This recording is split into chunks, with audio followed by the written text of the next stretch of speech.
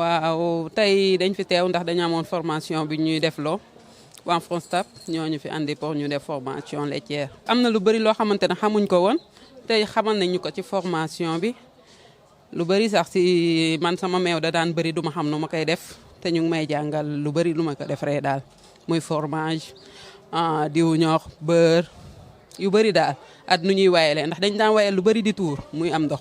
waaw formation bi mooy suñ 3e journée te wax dëgg yàlla gis nañ fii loo xam ne mosuñu koo xam te li may wax rek nit ki munoo tey jii di wër naan da ngaa bëgg liggéey wala lii parce que sans défaut formation te tey jii nii FONSTAB loolu la ñu dimbalee tey ñu def formation ci 3 jours yi nga xam ne 3 jours yu am solo la parce que jàng nañ fi loo xam it mosuñu koo xam donte ñi juddoo ci ay biir ay famille yoo xam ne ay éleveurs lañ mais mosuñu koo xam ci nag te tey jii loolu lépp xam nañ ko ci li jëm ne ci production animale ak comment dire ci production laitier tout ça ñu ngi depuis 3 jours yëpp ñu ngi koy def fii. 3 jours yi jot naa jàng nu ñuy xontee sa nagu laitière ak nuñ koy fajee wér-gu-yaramam ak su ma amee meew nan laa koy entretenir ak nu ma koy defaree ba man si nu ma koy transformer daal. bu njëkk daal bu ma daan am meew ay jafe-jafe la may indil parce que daaw ma xam nu may def meew bi.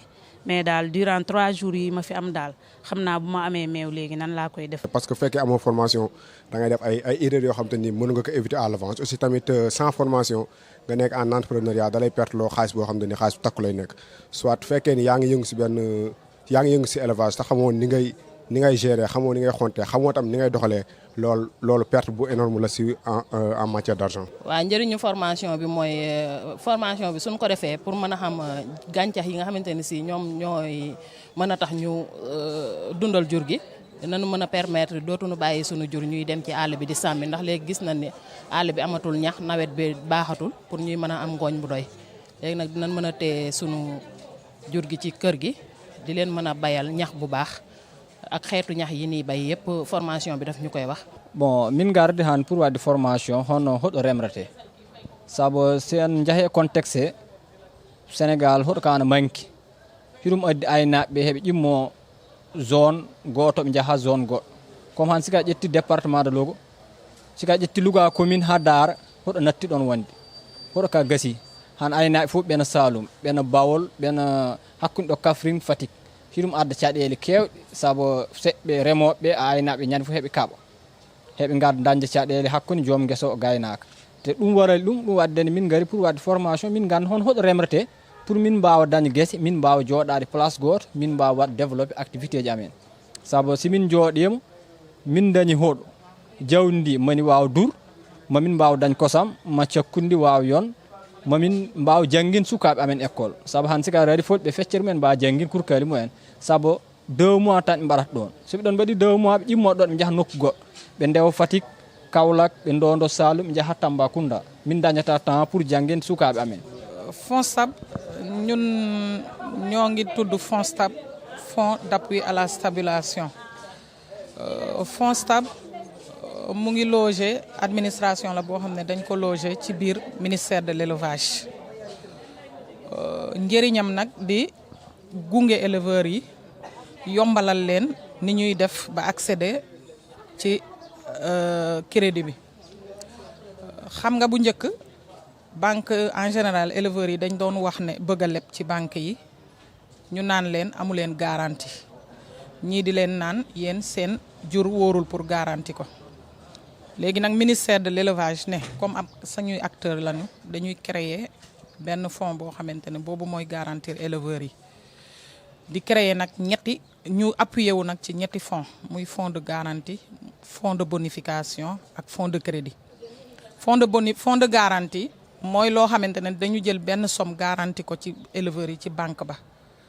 bu ko defee éleveur bi bu demee di leb dootuñ ko wax ne indi garantie nga garantie sa bâtiment wala nga garantie sa jur mais FONSTAB mooy indi une part pour les garantir fonds de bonification bi mooy loo xamante ne état bi daf ko mettre en place foofu ci banque bi pour wàññi taux d'intérêt bi donc éleveur bi fu mu waroon a fayee 10% FONSTAB da koy jël à hauteur de 50% 5,5%. Donc ñun bu ñu participer ci taux boobu daf leen di permettre ñu bénéficier ci parmi les taux les plus bas du secteur agricole.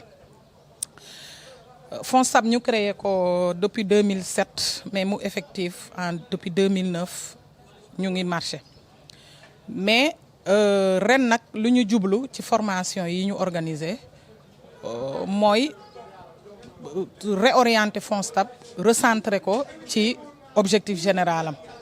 Objectif général am muy faciliter l'accès au crédit pour moderniser pour intensifier. Ren nag ñu lëkkaloo woon ci wàllu intensification boobu ñu lëkkaloo woon ak structure bi ñuy wax ONFP organiser ay formation des jeunes pour vraiment créer des entrepreneurs agricoles. Entrepreneurs agricoles yooyu nag ñu ngi fii di leen tàggat ci ñaari module muy module transformation laitière ak module culture fourragère. Fabrication aliment bétail am na fële ci Fatick.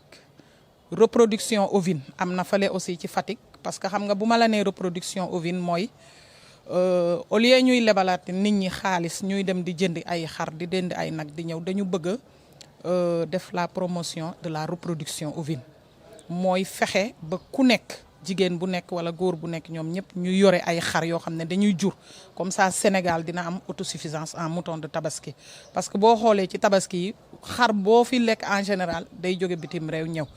léegi nag ñun moo tax ñu def fële à Fatick module reproduction embouche ovine promotion aviculture aussi que ça soit à petite échelle ou grande échelle dinañ ko def fële à Dakar Thiès aussi reproduction ovine lañ fay def boo demee Fatick aussi di nga fa fekk fabrication aliment bétail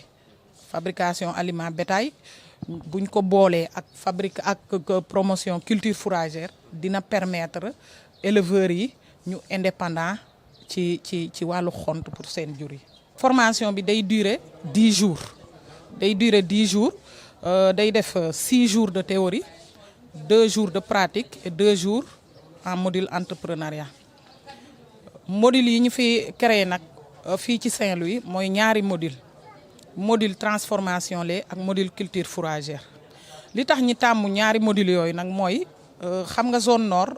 dafa nekk zone boo xamante ne presque production lait fii la ëpp ci Fouta geeg Saint-Louis surtout Saint-Louis te transformation lait xam nga meew bi bu fekkee dafa bari te ki koy borom sàmm bi des fois day bëri ci ay loxoom bu bëree ci ay loxoom il faut que mu xam moom bu naree lamb ci ay loxoom naka la koy transformer pour écouler ko naka lay def ba am ci yeneen produit comme que par exemple ñoom dinañ def lait caillé ñoom dinañ def beurre dinañ def fromage yooyu yëpp ay produits dérivés du lait la. loolu moo tax dina am aussi ci biir module boobu dina am lu ñuy wax production mooy comme par exemple bu fekkee da nga am sa nagu meew nga koy yar rien que pour jublu ci production laitière naka nga koy xontee naka nga koy nandalee ba nga xamante ne yow sa production dina yegg ci yenn niveau. loolu yëpp jàngal nañ ko xale yi ci beneen module bi ñu ngi fële di def culture fourragère. ci mbéyu ñax parce que dinañ yóbbu tey ñi def culture fourragère dinañ leen yóbbu ci àll bi jënd matériel yi ci war yëpp jàngal leen ni ñuy jiwee jàngal leen ni ñuy béyee def ay bouture jënd ay bouture samp won leen lépp ni ñuy sampee ni ñuy arroser ni ñuy defee culture en quelque sorte. bu dee ñuy def wàllu lait bi fii ci Saint-Louis dinañ leen yóbbu ci benn ferme wala fële à l'école de l'élevage au laboratoire jàngal leen foofu naka la ñuy defee pasteurisation naka la ñuy defee en quelque sorte tous les modèles de transformation laitière. xale yi ñoom ñu ngi nekk au total 25 en production et transformation laitière culture fourragère ñu ngi nekk foofu 20 donc ça fait au total 45. On a eu à apprendre les différentes cultures fourragères possibles. On aura accès à des fiches techniques pour vraiment pouvoir appliquer ce qu'on a appris lors de la formation sur le terrain. Parce que bon, la plupart des personnes qui sont là, nous sommes déjà des personnes actives dans le milieu. Donc vraiment, cette formation est très intéressante et aussi, ça va nous permettre aussi de lier éleveurs et ceux qui font de la culture fourragère. Parce que bon, les deux domaines sont liés, qu'on le veuille ou non. Parce que eux, ils ont besoin de fourrage pour nourrir leurs animaux. Et nous aussi, en tant que producteur, on aura besoin d'écouler notre production. Donc vraiment, cette rencontre est très intéressante parce que c'est vraiment un link entre éleveurs et producteurs. Et je pense que c'est aussi quelque chose qui va nous permettre d'avoir d'énormes capacités et d'avoir un énorme réseau. Parce que bon, si on regarde bien, nous sommes de la région de Louga, donc il y a plusieurs départements, donc il y a tout le monde qui est regroupé dans cette formation-là. Donc ça fera qu'à la sortie de cette formation-là, on pourra toujours rester en contact, aussi pouvoir permettre par exemple aux éleveurs de leur apporter de la nourriture quand ils en auront besoin. Et nous aussi, par exemple, on aura besoin des éleveurs pour tester notre production aussi. Donc c'est vraiment une belle initiative. Bon, pour le partenariat avec le FONSTAB, nous ça a démarré depuis 3 mois je pense, bien avant même, parce que Madame Diouf et Monsieur Diouf sont déjà venus au niveau de notre parcelle à Linguère. Ils ont fait la visite, ils nous accompagnent depuis le début, même sans la formation. Moi, j'ai eu vraiment un accompagnement de très bonne qualité de la part de Madame Diouf et de Monsieur Diouf aussi. Il y a un suivi, ils répondent à toutes nos questions, ils nous orientent aussi vers des structures qui peuvent nous accompagner pour la réalisation de nos projets. Exactement, on est là depuis 3 jours. Vraiment, on a prévu beaucoup de choses.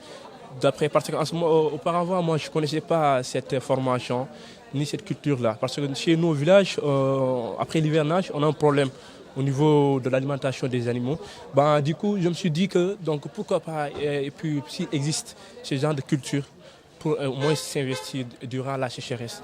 Donc vraiment, je suis venu ici, j'ai appris beaucoup de choses, telles que comment faire la culture fourragée. Donc j'ai eu cette expérience maintenant. Certes, on n'a fait que 3 jours, mais pour l'instant, vraiment, je peux dire que je suis acquis de ces connaissances-là pour le moment.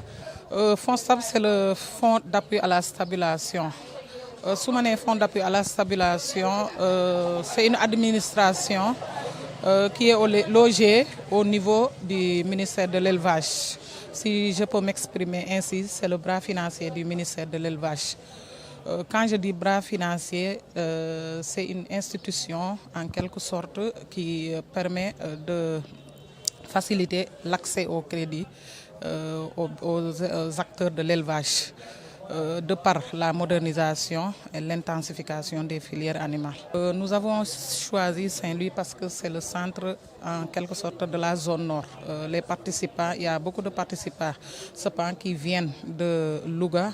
Il y a d'autres qui sont venus de la région de Matam, des départements de Podor et la région. En quelque sorte, nous avons rassemblé les acteurs de l'élevage des 3 régions de la zone nord. La formation sera organisée en 10 jours et en 2 modules pour Saint-Louis. Et elle s'inscrit dans le cadre de la promotion de l'entrepreneuriat des jeunes.